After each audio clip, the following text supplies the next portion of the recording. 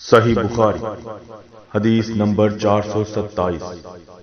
ہم سے محمد بن مسنا نے بیان کیا، کہا ہم سے یحییٰ بن سعید قطان نے ہشام بن عروہ کے واسطے سے بیان کیا، کہا کہ مجھے میرے باپ نے حضرت عائشہ رضی اللہ تعالی عنہا سے یہ خبر پہنچائی کہ ام حبیبہ اور ام سلمہ رضی اللہ تعالی عنہا دونوں نے ایک کلیسا کا ذکر کیا جسے انہوں نے حبشہ میں دیکھا تو اس میں مورتیں تصویریں تھیں۔ انہوں نے اس کا تذکرہ نبی کریم صلی اللہ علیہ وسلم سے بھی کیا۔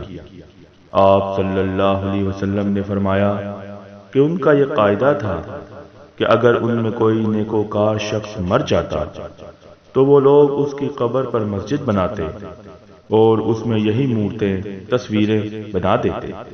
پس یہ لوگ اللہ کی درگاہ میں قیامت کے دن تمام مخلوق میں برے ہوں گے۔